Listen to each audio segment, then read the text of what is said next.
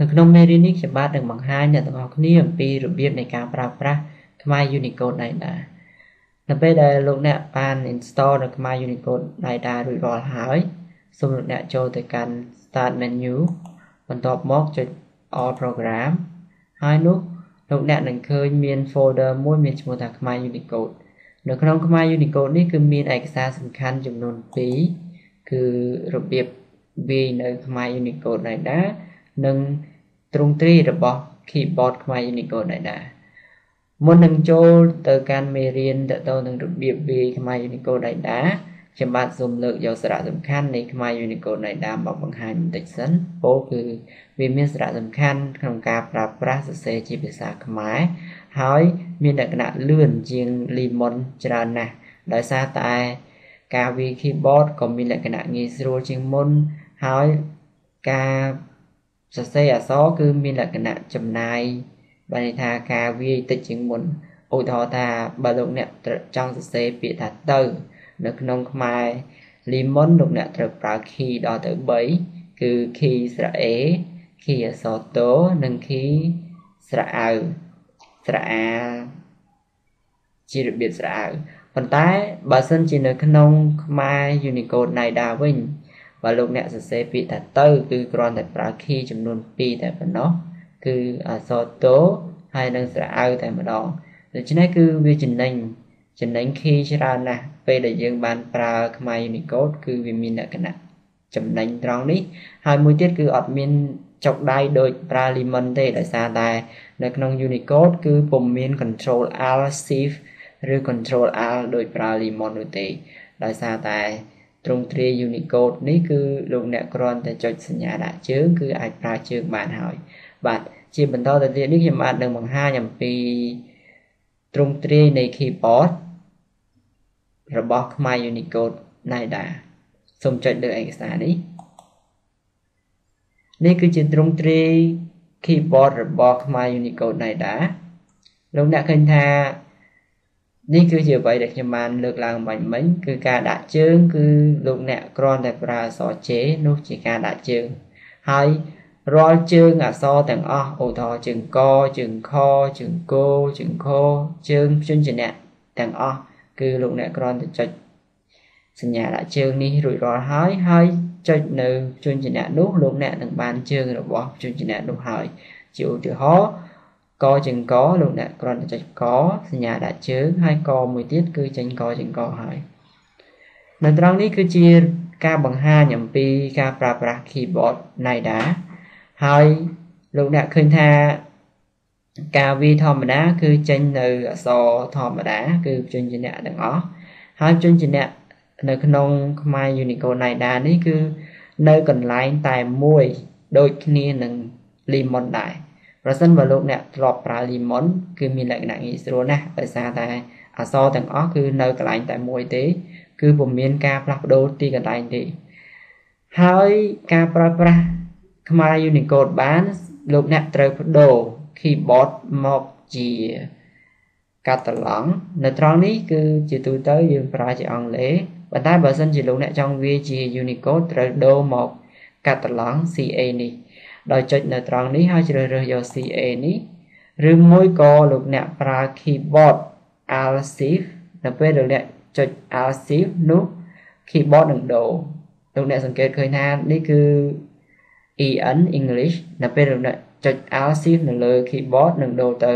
CA វិញកាតាឡង់ហើយបើសិនជាលោកអ្នកចង់ប្រើជាភាសាអង់គ្លេសវិញសូមចុច CA ម្ដងទៀតនោះវានឹងទៅជាភាសាអង់គ្លេសហើយការដែលអាចបដូរ keyboard បានដោយប្រើ shortcut បែបនេះគឺមានលក្ខណៈងាយស្រួលណាស់នៅពេលដែលលោកអ្នកវាយអក្សរខ្មែរផងនិងអក្សរអង់គ្លេសផងគឺមិនចាំបាច់បដូរ font ដូចជា Lemon ទេបាទនៅក្នុងខ្មែរ Unicode NIDA នេះគឺមានលក្ខណៈស្រដៀងគ្នានឹង Lemon ដែរពោលគឺមានលក្ខណៈស្រដៀងគ្នារហូតដល់ប្រហែលជា 90% ព្រោះគ្រប់ព្យញ្ជនៈទាំងអស់ដែលមាននៅក្នុង Lemon គឺដូចគ្នាសុទ្ធសាធនឹងព្យញ្ជនៈដែលមាននៅក្នុងខ្មែរ Unicode NIDA ប៉ុន្តែអ្វីដែលខុសគ្នានោះគឺទីតាំងស្រៈមួយចំនួនតែប៉ុណ្ណោះហើយទីតាំងស្រៈនោះគឺមានន័យថា នៅក្នុងខ្មែរ Unicode គឺមានបង្កើតស្រៈថ្មីពោលគឺស្រៈផ្សំប៉ុន្តែនៅក្នុង Lemon ពុំមានស្រៈផ្សំនេះទេឧទាហរណ៍ស្រៈអៅហើយនឹងស្រៈអោនេះនៅក្នុង Lemon ពុំមានទេយើងត្រូវសរសេរស្រៈ A ហើយស្រៈ A ប៉ុន្តែនៅក្នុង Unicode គឺចុចតែមួយទេគឺចេញស្រៈនេះតែម្ដងដោយសារតែ Unicode សរសេរជាលក្ខណៈប្រកបដូច្នេះស្រៈនេះគឺនឹងលោតដោយស្វ័យប្រវត្តិនៅពេលដែលយើងចុចលើវាហើយលក្ខណៈកត់សម្គាល់មួយទៀតគឺថានៅក្នុងខ្មែរ Unicode នេះពុំមានប្រើ Control Alt ឬក៏ Control Alt Shift ដូចនៅក្នុង Lemon ដើម្បីដាក់ជើងឬក៏ប្រើស្រៈមួយចំនួនដែលមានលក្ខណៈនៅខាងលើនោះទេនៅក្នុងខ្មែរ Unicode នេះគឺយើងគ្រាន់តែប្រើបដូរពោលគឺ Shift នៅពេលលោកអ្នកចុច Shift លោកអ្នកនឹងអាចប្រើប្រាស់ key ដែលមាននៅត្រង់នេះឧទាហរណ៍ថាចង់ប្រើសញ្ញាតូលលោកអ្នកចុច Shift ហើយលេខ2នោះជាការស្រេចចំណុចដែលគួរកត់សម្គាល់នៅត្រង់សញ្ញាតូលសញ្ញាឧទាននិងសញ្ញាមួយចំនួនដែលយើងធ្លាប់តែប្រើក្នុង Lemon នៅខាងលើដែលយើងត្រូវចុច Alt Shift នោះឥឡូវនេះលោកអ្នកគ្រាន់តែចុច Shift មួយគឺលោកអ្នកអាចប្រើបានហើយចំណុចមួយទៀតតទៅនឹងសញ្ញាតនឃាតនេះដែលពីមុននៅកន្លែងផ្សេងនៅម្ដុំនេះប៉ុន្តែឥឡូវគឺមកនៅចំលេខ6ដែលជាលក្ខណៈដូចគ្នាព្រោះយើងខ្មែរយើងភាគច្រើនហៅថាសញ្ញាលេខ6ប្រចាំដូច្នេះហើយគឺវាមកនៅត្រង់កន្លែងលេខ6មានលក្ខណៈងាយស្រួលជាងមុនហើយក្រៅពីនោះគឺវានៅកន្លែងស្ទើរតែកន្លែងដដែលទាំងអស់ហើយមានលក្ខណៈខុសគ្នាតែបន្តិចបន្តួចតែប៉ុណ្ណោះពេលដែលលោកអ្នកប្រើប្រាស់នៅសញ្ញាអស់ទាំងនេះគឺពុំមានលក្ខណៈញឹកញាប់ទេដូច្នេះប្រសិនបើលោកអ្នកចាប់ដើមប្រើប្រាស់ខ្មែរ Unicode ដំបូងគឺខ្ញុំគិតថាមិនទាន់មានបញ្ហានៅឡើយទេដោយសារតែស្រៈទាំងនេះគឺពុំត្រូវបានប្រើប្រាស់ញឹកញាប់ទេប៉ុន្តែនៅពេលដែលលោកអ្នកប្រើយូរទៅលោកអ្នកអាចក្រឡេកមើលនៅ keyboard របស់ខ្មែរ Unicode នេះលោកអ្នកនឹងអាចចាំបានដោយសារតែវាមានលក្ខណៈស្តៀងគ្នានឹង Lemon ស្ទើរតែ 90% ហើយចំណុចដែលខុសគ្នាគឺវាមានភាពងាយស្រួលជាងមុនដោយមិនចាំបាច់ប្រើ Control Alt ដោយប្រើគ្រាន់តែ Shift លោកអ្នកអាចប្រើវាបានហើយបើសិនបើលោកអ្នកចង់ប្រើសញ្ញាដែលមាននៅខាងនេះបែរថាផ្នែកសញ្ញារៀងអត់សូវជាដិតនេះបែរថាវារៀង gray បន្តិចជាពណ៌ប្រផេះ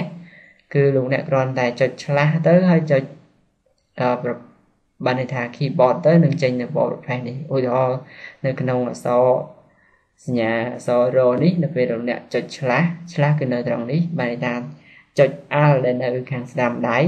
គឺជាឆ្លាស់ប៉ុន្តែបើលោកអ្នកចុច Alt ដែលនៅខាងឆ្វេងគឺមិនអាចប្រើបានទេ